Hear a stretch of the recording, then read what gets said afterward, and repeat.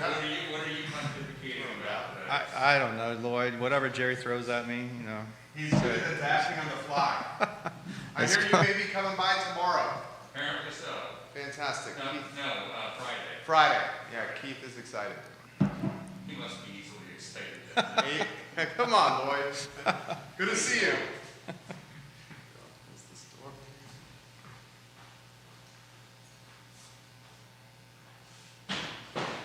Internet's down. It's tough. All right, J-Dubs, are we ready to rock and roll? All right, guys, we're going to get started here shortly on the show. Dave Norris is in the house. Big fan of Dave Norris, as you guys know. We also may have, possibly, Joy sighting. We thinking possibly? She's on.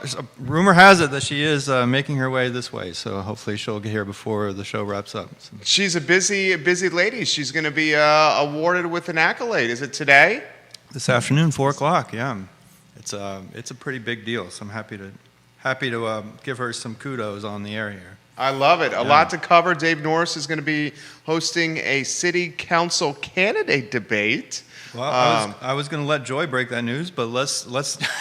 You just did it, Jerry. Yeah, I think it's big. I mean, Yeah, are you no. going to be asking the questions, emceeing? I'm just helping kind of in the background. So, Okay. but we're still lining up the actual moderators. So. Okay, very nice. We have an idea who's going to do it, but I can't say yet because they haven't confirmed. So. Okay. The more news out there from a political standpoint, Yeah. the more interest for us. We're junkies with this. Judah, should we get started? 100%. All right.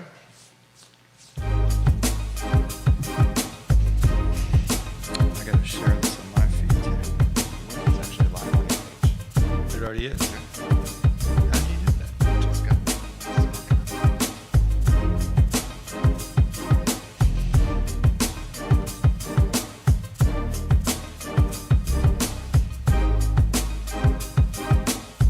Guys, good Wednesday afternoon. My name is Jerry Miller, and welcome to the I Love Seville show. We're live in Charlottesville, across Albemarle County, Central Virginia, the Commonwealth, the country, and the world, here on the I Love Seville network. It's good to be with you on a glorious day to be alive. Judah Wickhauer is our director.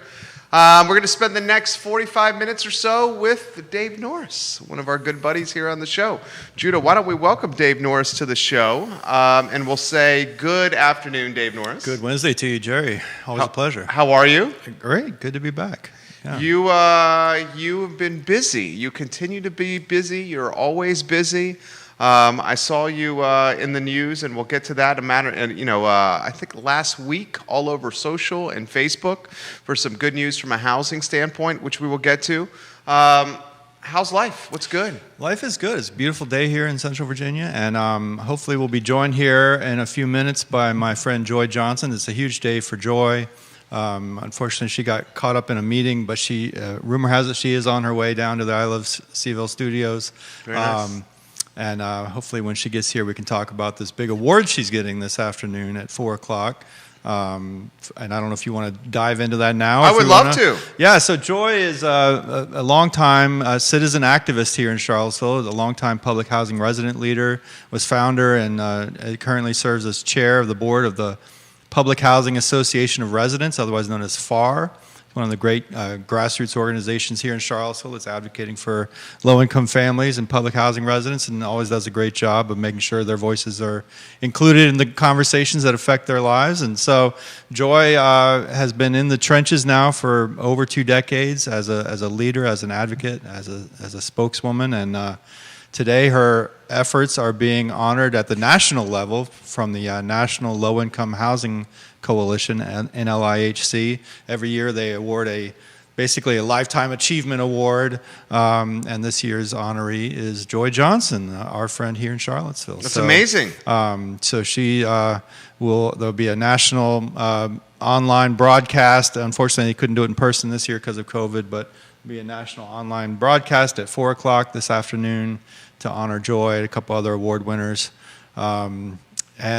She's a real gem, and a lot of people in Charlottesville don't know Joy, and so I'm hoping she can get here so we can get a chance for your viewers to meet her if they haven't already. She's really an amazing soul. So. Well, if she does come, we have a seat and a microphone for her if she gets out of her meeting. Yeah. How long have you been in Charlottesville?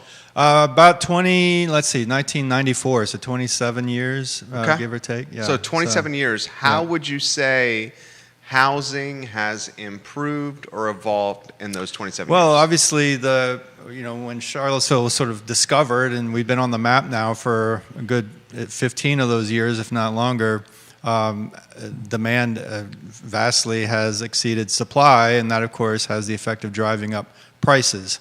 And while that's we want to be the kind of place that people want to live and grow a business and retire and educate their kids and recreate and all the good things, we also have to keep up with the demand. We have to keep up with the supply to meet the demand. And that's where we've fallen short. And so as a result, housing prices, as you know, as you talk about on your show constantly, housing prices have gone through the roof. And unfortunately, the hardworking people like Joy Johnson and her neighbors, the hardworking people who keep this community viable, are increasingly unable to stay here, to be able to afford to live here. And that's a real challenge. It's a real problem. So Joy's been advocating for affordable housing for many years and advocating for the rights of folks who live in public housing. And so it's an ongoing challenge. We've taken some good steps in the last 5-10 years. The City Council has really stepped up from a funding standpoint, which is great to see, but there's a long way to go. Your buddy Ray Cadell watching? Ray is part of the solution. He's a good guy. He says he's a big Dave Norris fan. It's mutual. You're getting props from Myra Anderson, who's encouraging you to run for office again. I thought Myra was my friend, but I love Myra. I'd love to see her on your show someday. I would happily host Myra She's Anderson. a great spoken word poet and an entrepreneur and just an amazing human being. So. Vanessa Parkhill, hello. Grace, who is a almost everyday watcher of the show, has a good question. Jerry, can your guest explain to all of us in simple terms the difference in housing in Charlottesville? Public housing, sure. Section 8 housing, Yeah. and all the housing we have. That's a great question. So Charlottesville has 7 what they call public housing communities, which are owned by the Charlottesville Redevelopment Housing Authority, which is a governmental organization, quasi-local, quasi-federal. But it's run by a board of directors that's appointed by the City Council. And so these 7 public housing communities include West Haven, which is the oldest and largest, which is where Joy lives. The Crescent Halls, which was in the news last week. Mm-hmm. Exciting work happening there to renovate that building. South First Street, a few others. So that's public housing, 376 units total across 7 neighborhoods, 40 acres of land. And it's not free housing. There's a misconception that people just live there for free. There is a minimum rent, but everybody basically pays either the minimum rent or 1/3 of their income. So if you're retired or on disability, you still have to pay something. Everybody has to pay something. But the idea is you pay 1/3 of your income towards your housing, and then the rest is subsidized. And then there's a sort of a separate but parallel class of housing, Section 8 housing, commonly known as, which is either project-based Section 8, which like Friendship Court is the best known example, Prospect Avenue, it's called Bluestone on 5th now. So these apartment communities, again, pay 1/3 of your income towards your housing, the rest is subsidized. And then there's Section 8 vouchers, or housing choice vouchers, which people can use to rent units out on the open market. And we have hundreds of those floating around the community. So again, you pay 1/3 of your income, the rest is subsidized. So that's basically the universe of publicly subsidized low-income housing in Charlottesville. But then there's all kinds of other forms of housing. Obviously Habitat for Humanity really focuses on affordable home ownership using a sweat equity model. That works for a lot of people who are kind of on the next rung of the ladder, who are able and willing to invest in becoming homeowners. Groups like Piedmont Housing Alliance, which is where I work now, have wonderful first-time homebuyer programs and first-time homebuyer assistance, and help people achieve that stakeholder, that stake in their lives, become stakeholders. AHIP, Albemarle Housing Improvement Program, does great work with home repair. So people who can't, usually on fixed income, they're typically elderly, not always, but people on fixed income who can't, whose house might be falling down around them, they need major repairs. AHIP can help with that. They do great work. So there's a number of organizations in this community. I saw you just had Dan Rosenswag and Sunshine Mathon on your show recently. There's some great people involved in leadership roles in this community trying to attack this issue of housing availability, housing affordability from a variety of angles. But then also on the market side, we just need more supply, period. Because that's going to help bring the prices down to where they're a little bit more affordable. Have you ever seen the market like this before? No, well, I mean, if you think about what happened 08, 09, 2010, before the recession, things were really heating up. But no, it's gotten particularly crazy in the last a couple of years, even the last several months. You would have thought that COVID would have cooled things down, and I suppose to a certain extent it did. But as you've discussed on your show recently, housing prices are crazy now, and it's a challenge. And again, I keep going back to the fact that we've got longtime residents who have put in their sweat equity, who've invested in this community and have done the hard work of making this community function, and work at the university, work in our restaurants, work as bus drivers, work as teachers, work as police officers, people who are hardworking who can't afford to live here anymore. And that's a big problem, and we've got to get our arms around it. We've taken some steps. There's a lot more we can do. What's the role, do you think, of, because you have, you can answer this from different perspectives. You were on council, you're a stakeholder now. So what should, do you think, the role be for local government and stakeholders to bridging the housing equity gap? Some folks that come on the show say, let's let marketplace dynamics play out. And once the marketplace dynamics play out, then the cards fall, and that's how the community is going to be shaped.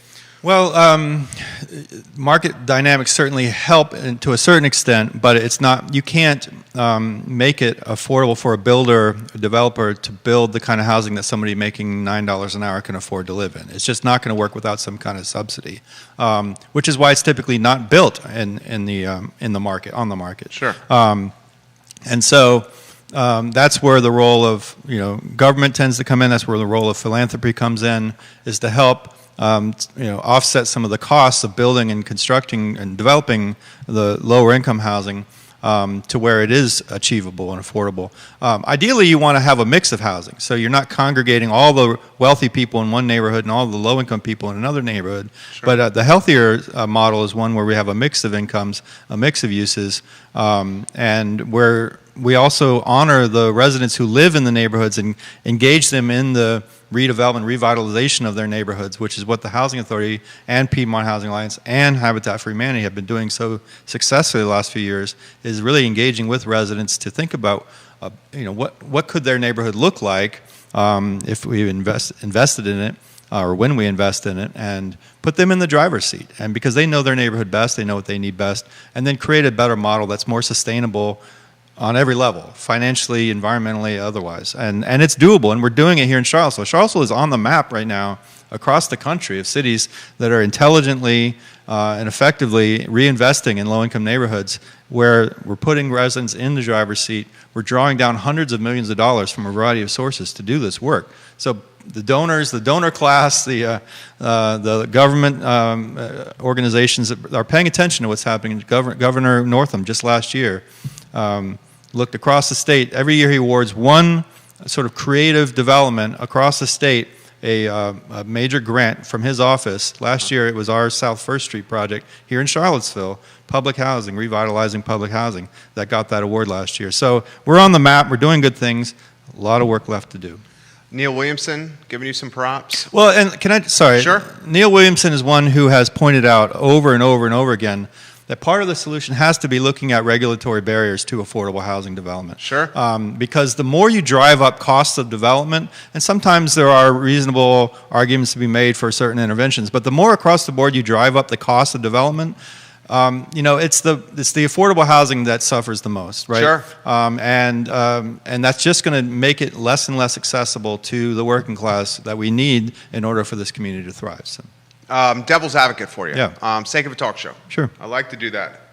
You have and you know this as well as anyone, you have a supply chain that's pinched, cost of goods through the roof, Yeah. subcontractors hard to find to finish jobs. You have interest rates at lifetime lows. People leaving big cities and densely populated areas to come here, working from an internet connection but maintaining their big city salary. Sure. You have a city in Charlottesville that has limited land mass, barely over 10 square miles. You have an Albemarle County that engulfs the city of Charlottesville, and Albemarle County has restrictive housing policies, and that only 5% of the county can be used for development. And of that 5%, commercial has to be included in that slice of the pie, and not all the land can be developed. Sure. So is it, devil's advocate, is it an effort that's one step forward and always going to be two steps backwards? It certainly feels that way sometimes, doesn't it? And I think we you got guys like Keith Smith and Chip Boyles when he was with the Planning District Commission. Others have said we have to take a big picture, a regional approach to this, because no one locality can solve this, and no one strategy is going to solve this. But we have to be all on the same page about the meeting this need. And first of all, just identifying the need and acknowledging the need, and then meeting this need, and look at how our policies are working contrary to that, and looking at what kind of barriers are in place that are preventing or delaying or the development of truly affordable housing.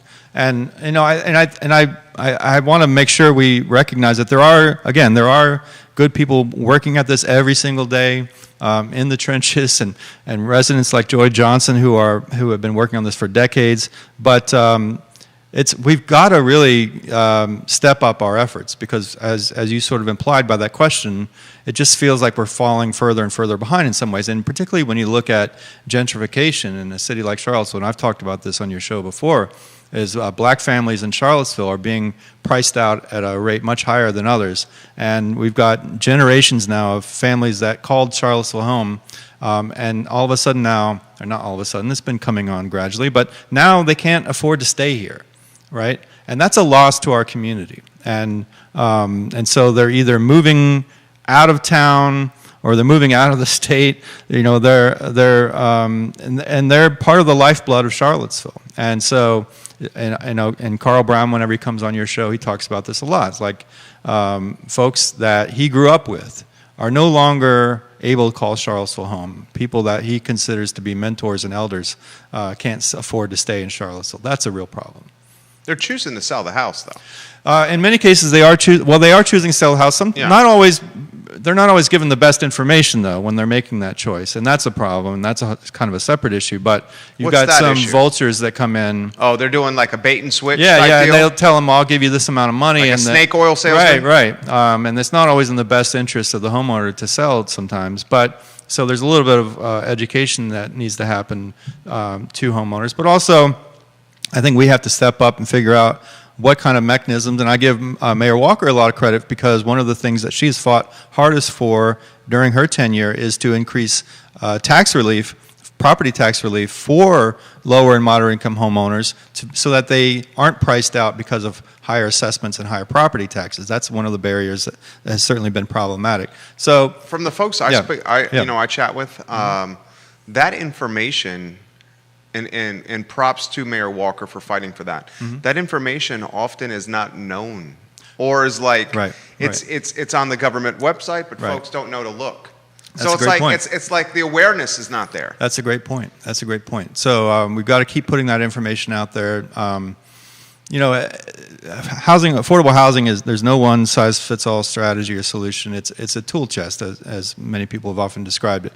And so, what's the tool that we can use to keep this longtime family in their home, in their neighborhood, where they grew up, where they raise kids, where they raise their kids, and what's the tool we can help this families just starting up and wants to become a first-time home buyer? What's the tool we can use to provide rental housing for this family, or this elderly person, or this person with disabilities? What's the tool we can use to get this homeless person off the street and into permanent supportive housing? And there's tools in place, and we've got some people on council like Michael Payne that have been looking at what additional tools, and Sally Hudson, others have been looking at what additional tools can the the state provide? Because we are a Dillon rule state where the localities are limited in what they can do. So what are the additional tools that the state can empower localities to use to address this problem? You know, I'm trying to get, roll up the sleeves and learn more about this. From my standpoint, the best path to solving this is to create more inventory.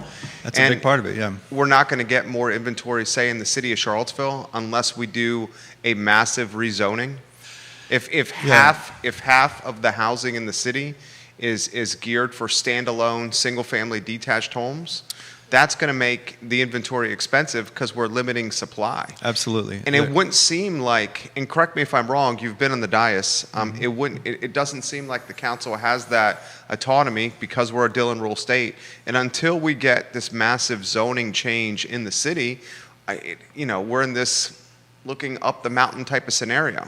Well, at that, and it's also going to take courage from the elected officials at that time to face down those advocates, people who like the single-family residential model. Because that creates equity for them, that creates value for them, their most prized asset, which is their home. Sure. So I do see why folks are opposed to the zoning sweeping changes. Yeah, there are legitimate arguments, but I think we need to craft the solution in a way that doesn't that addresses this problem and addresses the need for more supply and more density in certain areas without overly harming the quality of life in the existing neighborhoods. And I think it's a delicate balance, and sometimes we'll get it right and sometimes we'll get it wrong, but hopefully we'll get it right more than we get it wrong. But overall, I absolutely agree. We have to look at zoning. We have to look at what incentives are in place and what allowances are in place for certain parcels to go up in density, because that's a key part of the solution. And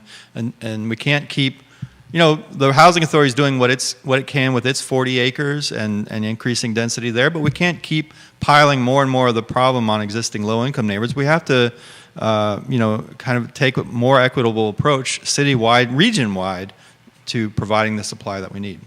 Throw this to you. Maria Poole's giving you props. Joseph, is it Odu? In South Carolina says you should run for Congress. You're getting love as well from Wesham Alishkar, Cody Smith, Sonia Poso. Our friends at NBC 29 and our friends at the Seville Weekly are watching the show. This comes up often. The city or local government getting in the real estate game and acquiring real estate themselves and then developing it as a municipality for affordable housing tied to AMI or making it, the kinds of housing that you outlined earlier in the show. One of the parcels that constantly comes up on the show, and it's coming up again from our friend Grace, who watches every day, is the Kim's Market parcel. And she says, Jerry, can you ask Dave if the city could ever buy a property like Kim's and then develop it? I don't know the answer to this. I wouldn't think the city would want to be in the real estate business. If they could, they would probably had an opportunity with the Landmark Hotel before Dewberry acquired it. Give us some insight. Yeah, so typically the city, at least in Charlottesville, has not seen itself as sort of a landlord, right? Yeah. So instead, they have looked to the nonprofit partners that they work with, and increasingly now that's the Thomas Jefferson Land Trust, which you talk about a lot on the show, as a vehicle for acquiring property and developing property. Back in the day, it used to be the Housing Authority. That was one of the main sort of activities of the Housing Authority, was to acquire property and develop it. But that's not been the case in decades now. So instead, other nonprofits have stepped up. So, for instance, there was an old strip mall over on 4th Street, across from Bodo's, that Region 10 had acquired and had some offices there, and it was basically excess inventory that they didn't really want or need anymore. It was up for sale, and the city saw that as an opportunity for development. But the city didn't buy it. Instead, the city granted money from the housing fund that we set up when I was on city council. The city gave a grant to Virginia Supportive Housing to buy that and to develop it into what's now known as the Crossings at 4th and Preston, which is a great little affordable housing project. So the city can play a role on the funding side, on the incentive side, But this city, for whatever reason, hasn't seen itself as the one to actually purchase and develop the land. And there's probably a good argument for why that is. I mean, you've got nonprofit housing developers, you've got for-profit housing developers in some cases. That's what they do. They're good at it. And if they can make this project work financially with a little bit of help from the city or a lot of help from the city, then I think that's a win-win. In a perfect world, what's the relationship look like with Albemarle County and the city of Charlottesville with solving this? Well, ideally, we'd have a sort of a regional housing fund. So instead of the city having its own housing fund and the county having its own housing dollars, but we'd have a regional approach to this challenge. Just a couple years ago, Joy and I and some others went down to North Carolina and looked at a couple models down there where cities and counties. It's a different model down there because cities are part of the counties that surround them, unlike in Virginia where cities are independent of the counties. But still, we looked at a couple models where cities and counties are working together to creating in one case they call it a strike fund, which is basically a fund where when they identify that a certain property, piece of land, whatnot is coming up on the market that would be a good candidate for affordable housing or increased supply of housing, they have this pot of money available that they jointly created. They can sweep in, acquire it, whether it's in their name or through a nonprofit, like I mentioned before, and make it available for redevelopment or for development for that purpose. So it's there are ways that the city and county can and should be working closer together, even though they're fully legally independent of each other. But we're all in the same housing market, right? And so we've got to be working together in a closer fashion. And I think that's what Keith and Chip and others have tried to do with this through this regional housing strategy, is to look at what are those strategies that not only the city of Charlottesville and Albemarle County, but surrounding counties can use. Because honestly, Jerry, homelessness, housing, jobs, all of this stuff doesn't know jurisdictional bounds, right? It's a regional challenge that demands regional solutions. This question is coming via the feed from South Carolina. Spencer, who watches the show, and we're going to get to the red carpet insight. I promise we'll bring that up with Dave. I know that a lot of people are asking your take on the red carpet insight developed for homelessness. We'll get to that. But this question first from South Carolina. Jerry, ask your guest to put a convincing or compelling argument together that the Charlottesville area will not evolve like the San Francisco area. You have a major university, you have an affluent community, and you have outside employers coming to your market looking to hire people. Ask your guest how Charlottesville is not going to turn into San Francisco. I mean, I think that's the question that's on everybody's minds, is how do we avoid that fate? Because San Francisco is the perfect example where the working class can no longer afford to live there, to stay there. And so now they're having to move 30, 40, 50 miles away or more and then commute into town to go to their job. And that's a loss. That's a loss to the community. It's a loss in many ways.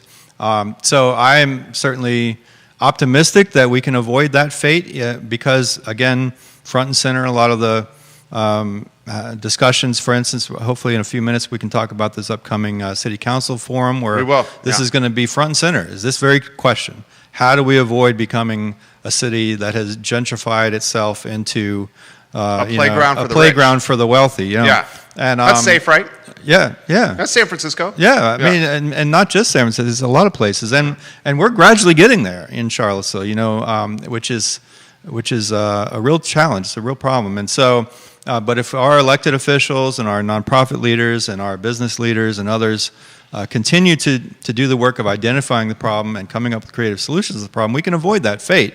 But it's going to take a little bit less talk and a little bit more action. This is the thing that frustrates me: is we talk a lot about affordable housing, but we don't build enough of it, and we're not coming up with enough strategies that are actually preserving enough of it. And so, hopefully, we can see a little bit more action.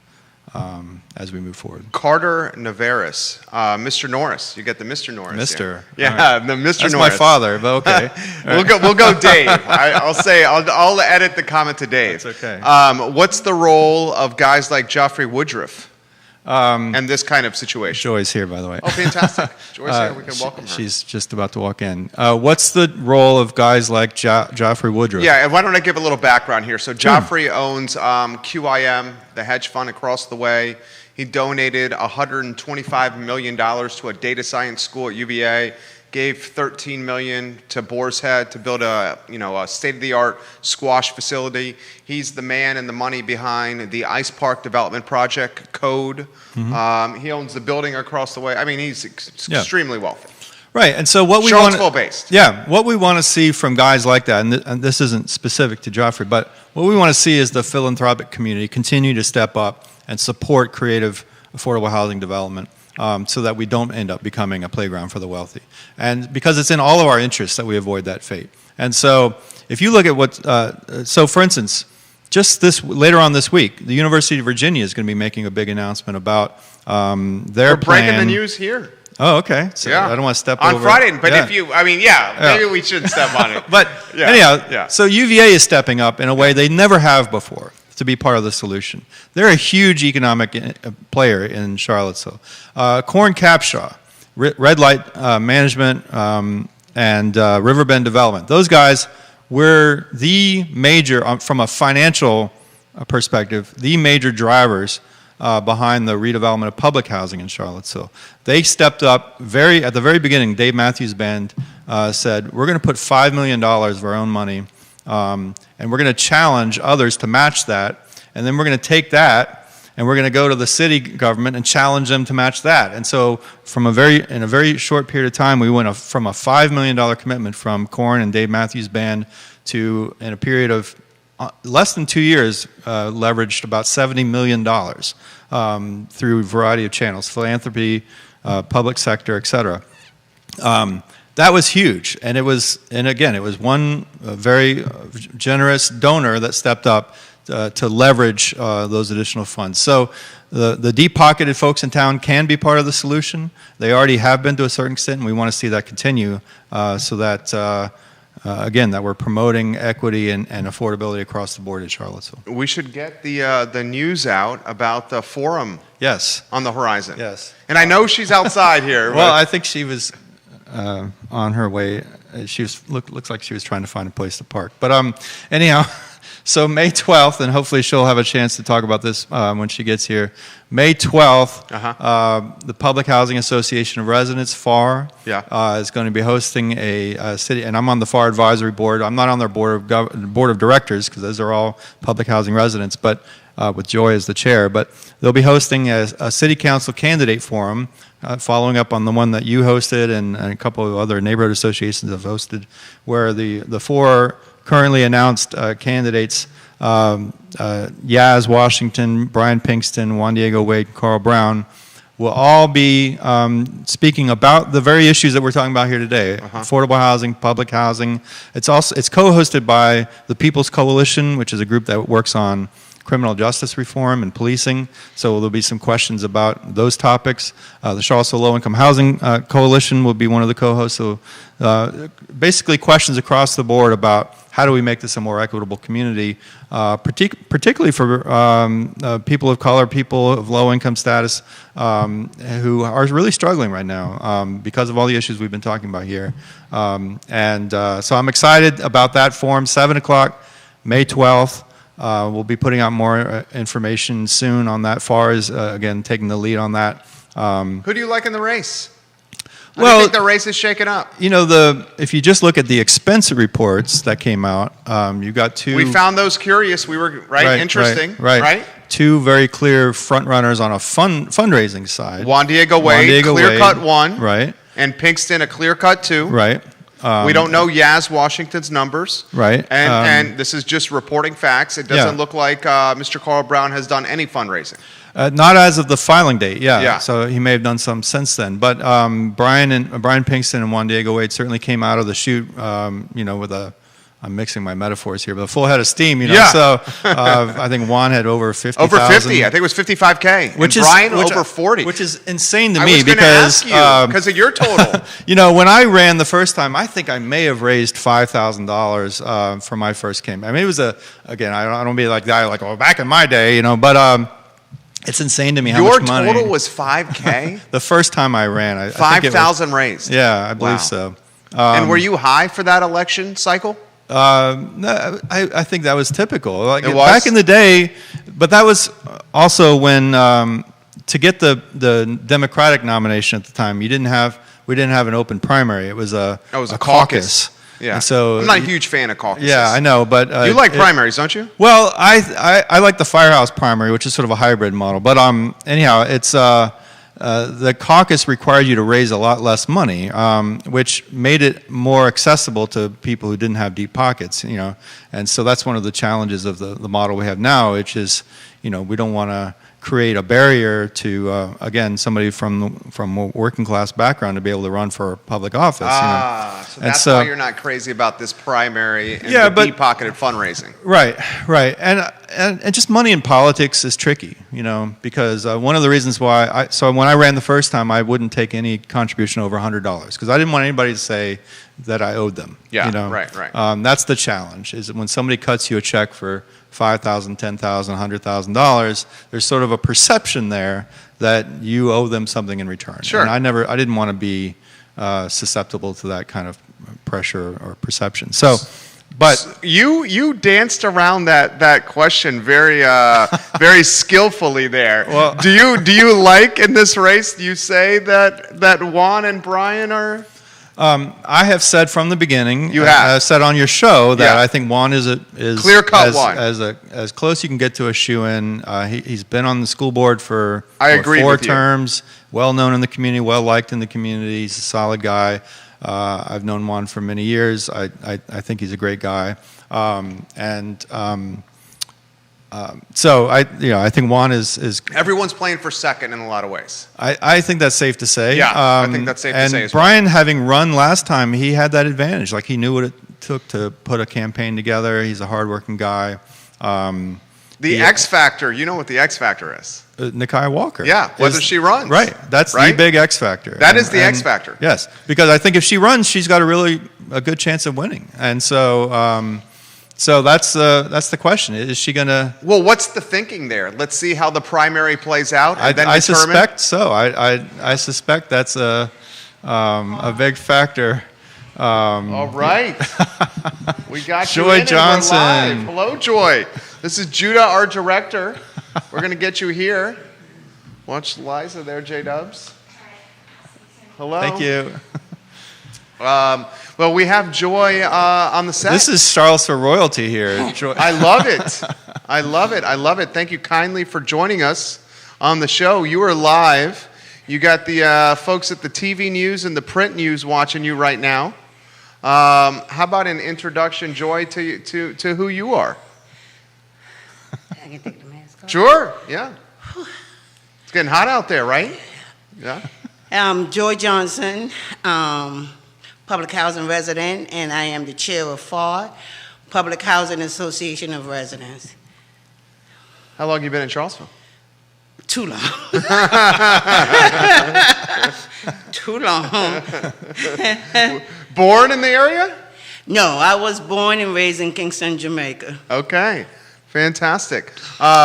Dave, a huge fan of you. This is true. I was telling them earlier about your big award this afternoon.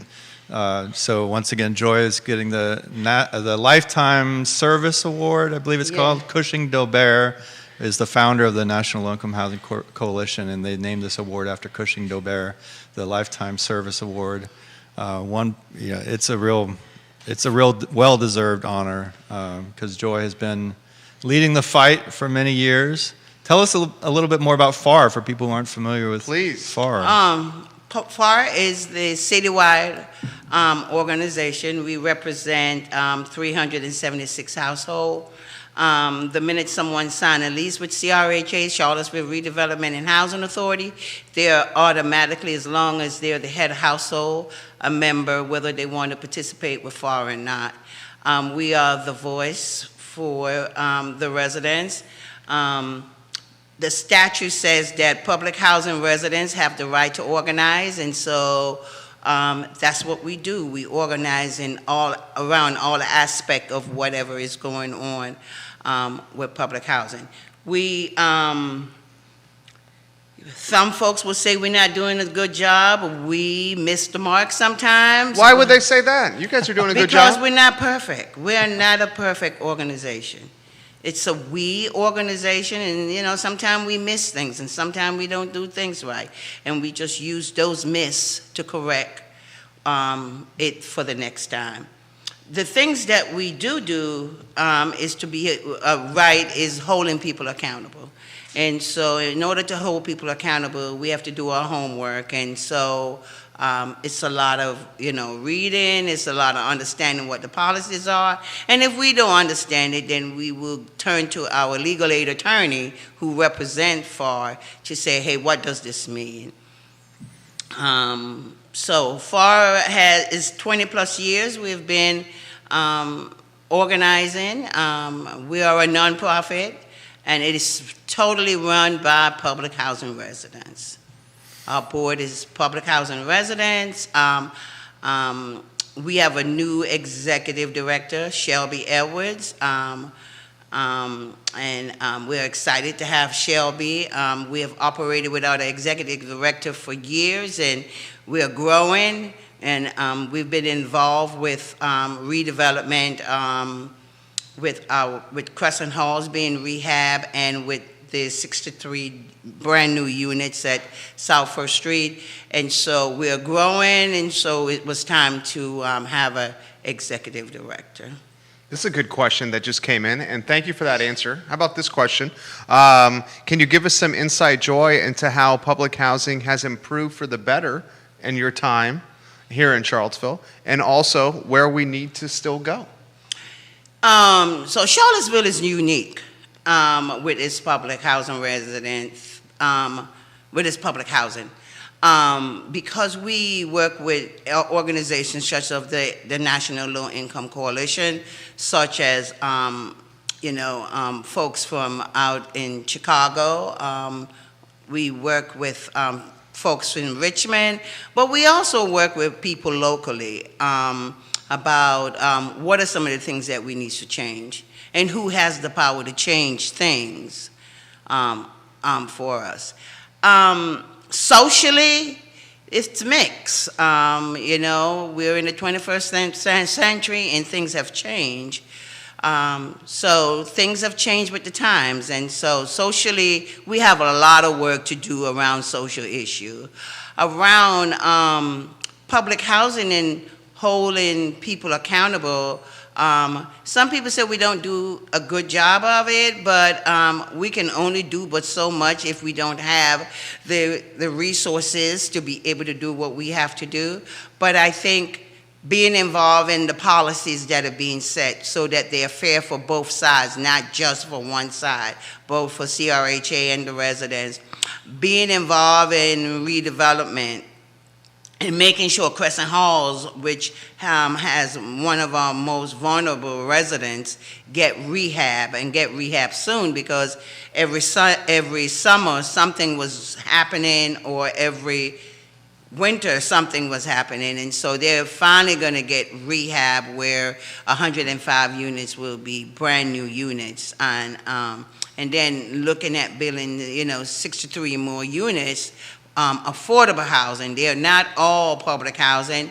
We need to change that myth. I think a lot of people feel like we're only trying to preserve 376 public housing units. Yes, we want to preserve those, because if we lose them, we will not be able to build any more new public housing, even though some people say it doesn't work. But public housing right now is the only affordable housing in the city of Charlottesville, along with some other project-based housing and stuff like that.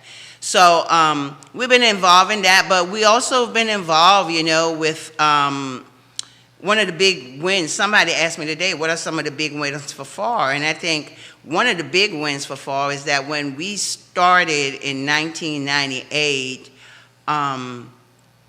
the 5 city councilors were the board of commissioners. We were able to change the ordinance to make sure that it reflect not just all 5 city councilors, but that we have 2 current public housing residents to serve on the board, 1 city council, and 3 private citizens. So we were able to change that dynamic. The other thing that we were proud of is earned income disregard is a policy that HUD has, where if a resident has been out of a job for a while and is not making enough money, that their rent won't go up as soon as they get a job, but it will go up the following year, so it won't go up the first year. Second year will be 50%. Third year will be 100%. And this housing authority was not doing it, and we were able to get legal aid to research and file a complaint against the housing authority, and was able to get thousands of dollars back for resident. The other thing we're proud of is that we were able to sue the housing authority over overcharging residents on utilities, and they were able to get quite a few money from that. And then can't remember what the last thing is. That's a lot, though. Oh my It's goodness. a lot. We've done, one of the things that we're struggling with right now, and we'll have someone trying to work on it, is that FAR does so much other than, we do a lot. We do a lot of stuff that doesn't get told. We do far more than what people will see in the news or on the TV. And so what we're trying to do is to be able to tell our own story. One of the things that I appreciate about FAR and Joy is, so Joy knows more about housing policies and procedures than even the people that are running the housing organizations themselves. So which is, I just think says a lot about Joy. She does her homework. She reads everything. She's constantly educating herself about policies and whatnot. But perhaps more importantly is she's sharing that knowledge with other public housing residents. And so FAR, under Joy's leadership, created a leadership development program, they call it their internship program, where they train residents. They spend 6 months. Next generation. Yeah, building the next generation of leaders, so that we'll have many Joy Johnsons, who have the knowledge that Joy has and understand how to utilize the power that residents have to make change. So. How's that make you feel? Huh? How's that make you feel? I'm always proud of it. I think everything that we've won, I'm proud of. But I think the one thing that I am just so proud of is the women in South First Street who have come together and were able to design their own community. That's awesome. This was something that I just think blew some city councilors and planning commission out the water. People have always said, low-income residents, they can't think for themselves. They don't know what. But you had 12 women who met for 9 months, maybe a year, every Sunday, and they came up with moving from 58 units to 113 units, and is designing it. And right now they're meeting again now to talk about, tax credit and what goes into a tax credit, and, understanding financing it and all that stuff. And so, I think that is one of the proudest moments for me, is just to see those women step up to the plate. Is there a lot of confusion? Mm-hmm. Is there a lot of bickering? Mm-hmm. But at the end of the day, they get it done. At the end of the day, they're absolutely learning that. So, that's one of my proudest moments. And Crescent Halls residents stepped up to the plate. I mean, one of our Crescent, when the groundbreaking that we had the other day, the resident leader, I don't like saying tenant, the resident leaders, basically emceed the whole program and did such a great job. You got the Daily Progress watching you here. You got NBC 29 watching you here. Here's an interesting question. I also have this question for you. Can I ask you how long you've lived in Charlottesville? I was, God, that's probably people going to try to guess my age. But I came here when I was 15 years old. Okay. I lived in New York for a year, and then I moved here. How has the housing in Charlottesville changed for the better from an equity or equitable standpoint? Equity? Are you serious? Okay. There's the answer right there. Absolutely not. Give us your thoughts. Well, affordable housing has always been an issue for the city of Charlottesville. But there was a lot of people who felt like, oh, that's not about me. It's not about me. It's not going to affect me. But when you look at what the area median income is for tax credit properties, 60% of the area median income. That means if you're making $58,000 a year, you may not qualify for one of those tax credit units, right? And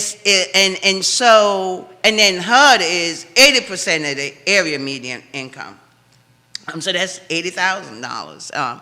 Most of our low-income folks is not making $30,000, $40,000, $50,000, $60,000 a year. And even people who are making $50,000 and $60,000 a year is finding it very hard to find affordable rental and to even buy a house in the city of Charlottesville. See this old sweetheart deal where, the city landlocked and said, we're not going to grow beyond Albemarle County, and we're going to get that money from you, Albemarle County. Now look at Albemarle County, they sprawl, and we can't sprawl, we got to go up, right? And how do you put families with, 4 and 5 and 6 kids in enclosed building? So, me today, you tomorrow. It was us yesterday, and now it's them today. So. Very well said. I don't know how you could top that. I mean, that's exactly right. It's for people who said 20 years ago that's somebody else's problem. Now it's their problem. Now it's their problem. Right. So we're all in this together. You mentioned the going up with the apartment and condo towers. They're hopping everywhere, especially along West Main Street. Oh my God, yeah. How has that impacted, residents of public housing? Seeing these towers towering over It's very disrespectful. West Haven. It's very disrespectful. Whoever built that ugly monster that sit right on top of West Haven, they weren't thinking about it. Basically, what they were saying is, move out. They're trying to squeeze us out. And then, the other squeeze out property is the one Chris Henry is doing up on Preston Avenue. Saying Dairy Market? That one. Why do you think that? That wasn't preservation of a neighborhood. When I went to school here, that was all African American neighborhood. You could find homeowners, rental. It was truly a mixed income. It is not going to be in the next 5, 10 years. What do you think it's going to be? It's going to be condos and student housing and all of the above. Yeah, this is student housing is a big contributor to the problem, is because UVA, its student body, has grown consistently over every the year. years. They're bringing in more students because they want more money. Right, but they haven't kept up with the supply of housing for the students, and so over time, students and parents of students have been gradually acquiring housing around in the neighborhoods around the university, which traditionally had been working class African American neighborhoods in many cases, and that's putting a lot of pressure on those neighborhoods. And so part of what the city council has tried to do is to upzone some of the districts right around the university to encourage more student housing closer to grounds. But there absolutely needs to be more, so that 10th and Page neighborhood, being a perfect example, doesn't end up, or it's already being gentrified, but it doesn't end up being completely gentrified. Because I think you're right. That is going to happen at 10th and Page. It's going to happen in Fifeville. It's going to happen in It's already Prospect. happening in Fifeville. Right. Yeah. It's already happening in Fifeville. It's already happening in Fifeville. And I think the next level of gentrification that's going to happen is it's going to be the knockdown of current structures and the building of brand new McMansions and just utilizing the land. Yeah. One of the advantages that the CRHA have, Charlottesville Redevelopment and Housing Authority, is they own the land, right? They don't have to pay for the land, and it's not a big cost. But a lot of my peers who I grew up with, where their parents had homes, I've lost them because, you know, you have developers who are sending letters and is tracking down who, you know, have rights to the house and giving them some change instead of helping them to rehab it and to still keep the wealth within their family. Can I ask you a question about that? Yes. And this came up earlier in the show. The folks that say someone chose to sell their home. It was their decision. They chose to sell their home. So that's now the bed they made. How do you respond to that? I mean, people make choices all the time. I'm not going to say someone who chose to sell their home was a bad choice because I don't know what situation or they were in. I'm just saying that there should have been a better education about wealth and how you keep wealth. Why is it that rich white people can keep wealth in their family, but when black people have a piece of land, they can't keep it in their family? Somebody is not teaching something. Something is not. I mean, I went to a conference, you know, I travel a lot and go to people's conference. I travel for free, and I sit in the nicest hotels and all of that, but I'm there to learn. And I just happened to go into a insurance class. I didn't know what I was getting into. And when I went into the class, I'm learning for the first time that I could have just bought me a little old ranch with my money and keep it up because now I'm building equity in it. And then I could move to that 3-bedroom that I might have thought about having. And then if I chose to move another 5 years, equity is in it, I can buy that mansion I now want. Nobody teaches us that. My mom lived in New Jersey, and my mom worked her behind off and lived in that house for past 30 years, only to watch the taxes, how the taxes just threw her out there where, you know, she couldn't afford it anymore, right? And they don't teach you that. They don't teach you about keeping, and that's what we got to teach our folks, is how we have lost so much land, and the land is where the money is. It ain't that house. Amen. House depreciate. Michael Olstein is watching the show right now. And Michael Olstein says, more joy, less greed. I love it. I love it. Michelle Tanner is also giving you some props. Maria Poole loves what you're saying right now. Why don't we close on this? And I mentioned this hypothetical to Dave. Okay. Convince me, make a compelling argument of of this area not turning to San Francisco. Okay. So, I can't do that. Okay. That's already doing it. Okay, so here we'll outline it, which you already know. You've lived here longer than I have. You got UVA here. You got interest rates at ridiculous levels. You got people swarming the area looking to live here, and they're working from their computer. Where are they coming from? Coming Jerry, from, where are they coming from? They're coming from everywhere. I wonder why. It's a great place to live. Why do you think they're coming here? I don't know why they're coming here. Well, you got that great big old tech building going up there. It's jobs, right? You got that old big tech building up there, and they ain't training none of our residents in our neighborhood to be able to get jobs in those tech buildings. Yeah, that's something that should be done. Is like if folks are going to come in, outside employers to Charlottesville, they should hire within the community, or at least like promise that X percentage of jobs. No, we don't want no promise, because they promise all the time and don't fulfill them. So but you they want should do it. Well, what's It the should role be that government can do to make sure an employer setting up shop here? Well, if you look at what Holly Edwards used to do when she was vice mayor of the city, she would take it upon herself to meet with people who were bringing in development projects, or even just doing work. For instance, the rebricking of the downtown mall, that was a multi-million-dollar project. She personally went out of her way to sit down with the contractor who was doing that work to say, can you create an apprenticeship program to teach some of our low-income residents about masonry and about bricklaying?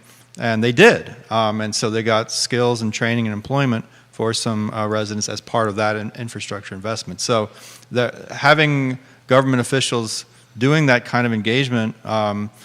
Joy is part of an initiative with the Housing Authority called Section 3, where there actually are requirements for instance, if you're redeveloping public housing, there are federal requirements that you have to give to the maximum extent possible, hire from within the communities that you're redeveloping. Dave, it's not just public housing. If they're using any federal dollars, Right. Federal dollars. they must hire from Right. the neighborhood. Right. X percentage of the workforce? Correct. Yeah. Right. That's Yeah. what it is? Yeah. And X percentage of the contract should go to subcontractors who are either owned by low-income residents or public housing residents, or are hiring low-income and public housing residents. So there's a whole infrastructure in place around that for federal investment, and we need to mirror that. When I was on City Council, Holly and I worked together for the city to adopt its own Section 3 policy, which unfortunately, once we left council, never really got implemented.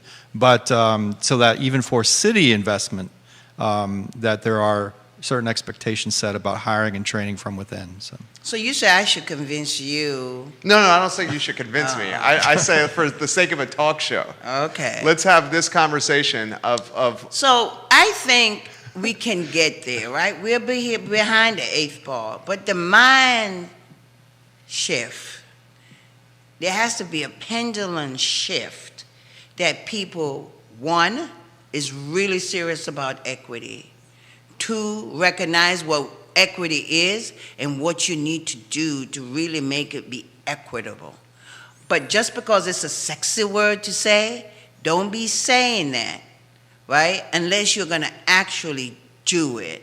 And I think between the city, the university, and Albemarle County, and even possible Greene County, if they come together, right, and just say, this is what we're going to do and this is what we're going to require, then developers and people who are bringing business here can't go to Stanton because they know they can get away with it over in Stanton, right? But they would know it's the norm, right? So I think it's just a matter of people changing their mindset. And unfortunately, I don't think we're there yet. There you go. I think that's a good way to finish the show with you having the final word, Joy. Congratulations on your Thank you. award. Now you can see why she's getting this award. I'm glad. It's well deserved. It's Yes. well earned. Yes. How about the council debate? You want to give a little plug for that? That the council debate on that? I am just waiting to see what this form looks like. Yeah. Yeah. I have Yeah. no comment right now. Okay. I have no comment. But I do want to just say this one thing about Cushion the Bear, is that, Cushion, most people don't even know who Cushion is, but she was involved in creating affordable housing policies. She created the National Low Income Coalition. She also created, worked with Sheila Crowley to create the trust fund, the National Housing Trust Fund, and she was a Quaker. So that ought to tell you what Cushion was like. Cushion was very down to earth, and Cushion was soft-spoken, and but she was about the people. She was just about making sure that everyone who was in her eyesight understood what the fundamental issues are about affordable housing. You are phenomenal. Thank you. Seriously, absolutely phenomenal. Thank you for joining us today. You're I'm glad that welcome. we got you on the show. Thank you. And you. thank you for helping That's set up always the a interview. pleasure, always a pleasure, You were phenomenal as well. I don't know about that, but It's good to be back. It's good to have you. Yeah. It's a Wednesday. It's great to have you. Thank you for joining us on the I Love Seville So show. you should join in on the I will. And 4 o'clock? you know what? If you want to come on anytime. 4 o'clock today. You should join in. 4 o'clock. Look at this. I like this. Yeah, at the Chairwoman. celebration. You should Chairwoman. join in. Dave, you ought to give him the. I will. Yeah, Sign I'll up, send you the link. Give me the Zoom link. Yeah, please. There you Yes. go. I'm getting the award. I'm getting an award, but Maxine Waters, Representative Maxine Waters, is getting an award also, and so is Senator Sherrod Brown is getting an award. I have a feeling you're going to be, after the show here, all over the TV news, the print news. People are going to know, Joy, that you got this award. Thank you for joining us on the Okay, show. You're welcome. You guys have a good afternoon. It's the I Love Seville show. We will see you tomorrow. Take care. Nicely done. Thank you for coming. Oh, you're welcome. And I did not know I was going to do this today. Yesterday.